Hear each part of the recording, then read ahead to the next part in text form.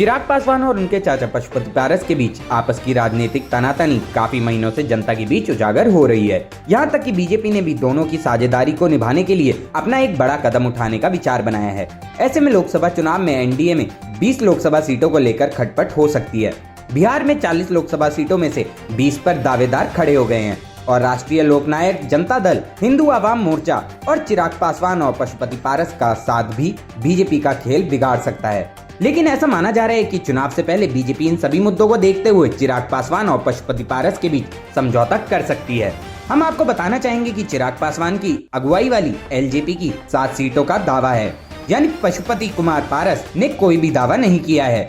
हिंदुस्तानी आवाम मोर्चा का दावा 5 सीटों का है। इन दलों ने सिर्फ 8 सीटों पर तैयारी कर अपनी घोषणा कर दी है। 2024 के चुनाव में करकट, सीतामढ़ी और जहानाबाद के अलावा 5 सीट और भी हैं, जैसे सिवान, मुंगेर, वाल्मीकि नगर, सुपौल और झंझारपुर। ये सभी 8 सीटें जेडीयू की जीती हुई हैं और 2019 में लोकसभा की 6 सीटें मिली थी।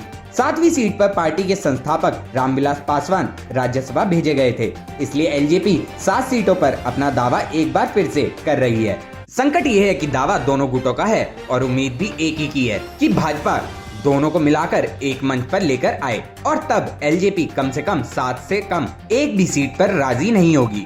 ये कहना अतिशयोक्ति नहीं होगा कि रामविलास पासवान के सुपुत्र चिराग पासवान ने बीजेपी को ज्वाइन करने के बाद अपने चाचा पशुपति पारस की मुश्किलें बढ़ा दी हैं और एक ही जगह से 2 लोगों का चुनाव में खड़े होकर जीतना संभव नहीं है।